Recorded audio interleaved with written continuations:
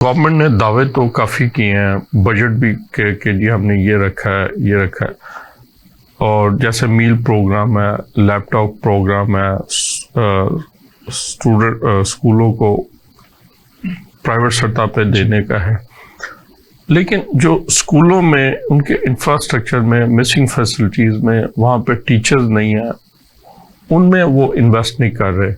آپ کیا کہیں گے؟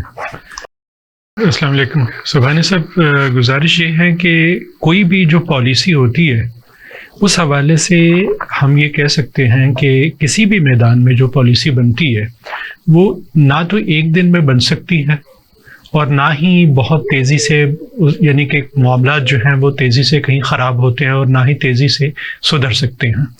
تعلیم ایک ایسا شعبہ ہے، جب ہم تعلیم کی بات کرتے ہیں تو تعلیم کا مطلب اسکول ایجوکیشن بھی آ جاتی ہے، ہائر ایجوکیشن بھی آ جاتی ہے، اسپیشل ایجوکیشن بھی آ جاتی اور ٹیکنیکل ایجوکیشن بھی اس میں آ جاتی ہے. بہت ایک وسیع ایک سبجیکٹ ہے یہ.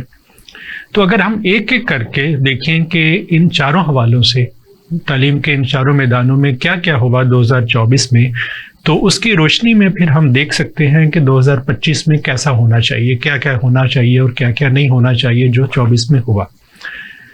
گزارش یہ ہے کہ سب سے پہلی بات تو یہ ہے کہ پاکستان بننے کے بعد سے لے کر آج تک، پہلے بھی شاید میں عرض کر چکا ہوں اپنے کسی پروگرام میں، کہ تعلیم ہماری کبھی بھی ترجیح نہیں رہی، پہلی نمبر ایک ترجیح نہیں رہی. یہ بہت ہی بنیادی بات. سائنس اور ٹیکنالوجی کبھی بھی ہماری پہلی ترجیح نہیں رہی، جس کی وجہ یہ ہے کہ آج ہم بھگت رہے ہیں. دیکھیے، کچھ چیزیں ہوتی ہیں کہ صرف ایک چیز کو ٹچ کر کے آپ ترقی کے منازل کو طے نہیں کر سکتے. جب ہم قوم کی بات کرتے ہیں نا، تو ہم جہتی ایک پروگرام آپ کو بنانا پڑتا ہے، مختلف جہتوں پر، مختلف محاذوں پر آپ کو لڑنا پڑتا ہے، اور تمام سٹیک ہولڈرز کو بلا کر بہت سارے کام ایک ہی وقت میں شروع کیے جاتے ہیں تاکہ اپنے جو منازل ہیں، وہ اپنے اہداف جو ہیں وہ آپ حاصل کر سکیں.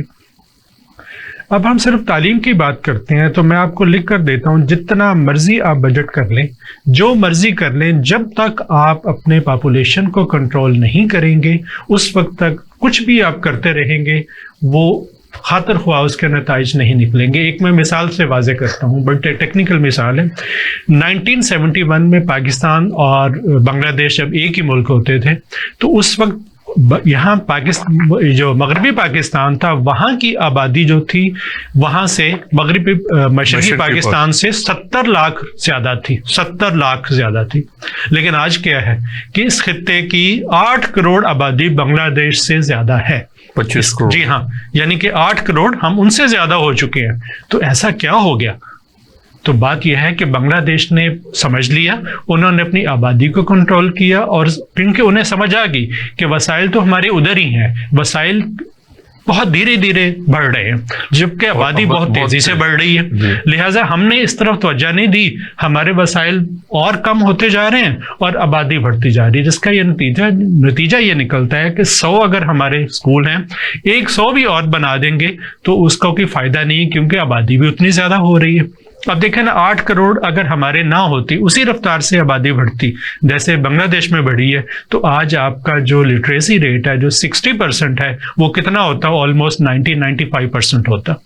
یہ ایسے ہی ہے جیسے یعنی کہ ایک گھر میں 2 بچے ہیں تو اور 3 کمرے ہیں آپ کے گھر میں، دونوں بچوں کو آپ نے الگ الگ کمرے دے دیے. اب 6 بچے ہو جائیں گے تو وہ 6 کو کیسے کمرے دیں گے؟ یہ آپ کی بات ٹھیک ہے کہ ہمیں آبادی کو کنٹرول کرنا چاہیے. یہ بالکل، یہ پاکستان کا بنیادی یہ ایک مسئلہ سامنے آ رہا ہے، بلکہ پہلے سے تھا. لیکن جو موجودہ جو وسائل ہیں، میں یہ کہہ رہا تھا ان کو اگر صحیح ڈائریکشن میں خرچ، ان کی بھی ایک صحیح سمت، صحیح ویژن کے ساتھ طے کیا جائے، تو چاہے وہ تھوڑی ہے یا جتنی ہے، کوئی بہتر تعلیم، بہتر کوالٹی جو اس کی بہتر ہو. جی، اس حوالے سے نو ڈاؤٹ کہ موجودہ گورنمنٹ کافی کام کر رہی ہے. مثلا جیسے اسکول آؤٹ سورس کرنے کی بات آپ نے کی، تو اسکول جو تقریباً 12 کر چکے ہیں اور ٹوٹل ہم نے 16,000 آؤٹ سورس کرنے ہیں اسکول. ان کے بعد آپ دیکھیے گا کہ ان کی حالت جو ہے وہ بہت بہتر ہو جائے گی، کیونکہ ماضی کا تجربہ بھی ہمارا یہی بتاتا ہے. جی، اس پہ ہم بات بھی کر چکے ہیں، اور اس میں گورنمنٹ کی بے تحاشا بچت ہوگی. ایک تو کوالٹی بہتر ہو جائے گی ان کی، اور دوسرا بچت ہوگی. اسی طرح سے اسکولوں میں بچت جو ہوگی وہ کہاں جائے گی؟ وہ تو पंजाब असम्बली में जाएगी ना, उनके स्पीकर साहब 10 लाख रुपया लेंगे, SUV लेंगे। वो जो बचत होगी उसमें हम ये भी कह सकते हैं कि लैपटॉप्स भी दिए जा रहे हैं, स्कॉलरशिप 30,000 बच्चों को दिए गए हैं। ये एक बहुत बड़ा एक काम है, मैं समझता हूं। अभी नहीं देगा। नहीं सर, 30,000 स्कॉलरशिप वाला तो हो गया ना, लॉन्च हो गया। जी, वो एक पॉलिसी लॉन्च होगी और वो बड़ी जबरदस्त पॉलिसी। उसमें मैं बताता चलूँ कि इसमें बाकायदा मेरिट बेस पे हो रहा है सारा, यानी कि बाकायदा ये हम खुद उसमें किसी न किसी हवाले से हिस्सा हैं। इसी तरह चूंकि मैं आजकल एक टेक्निकल बोर्ड है उसको हेड कर रहा हूं, तो मैं देखता हूं कि टेक्निकल एजुकेशन के मैदान में भी बहुत सारी इस्लाहात आ रही हैं। और वज़ीर आला की सतह पर भी अगर देखा जाए, वज़ीर आला जिस तरह से काम कर रही हैं टेक्निकल एजुकेशन के हवाले से, मैं समझता हूं कि पूरे पंजाब की तारीख में आज तक ऐसा काम नहीं हुआ। और इसकी कोई उसके कुछ फीचर्स बताएं। और उसमें यह है कि वज़ीर आला साहबा ने गुज़श्ता तकरीबन 1 साल पहले एक प्रोग्राम लॉन्च किया था। पाकिस्तान के जो बड़े बड़े शहर हैं उसमें AI से रिलेटेड जो कोर्सेज हैं वो फ्री बच्चों को सिखाए जा रहे हैं और उनके इंटरनेशनल लेवल की सर्टिफिकेशन दी जा रही है।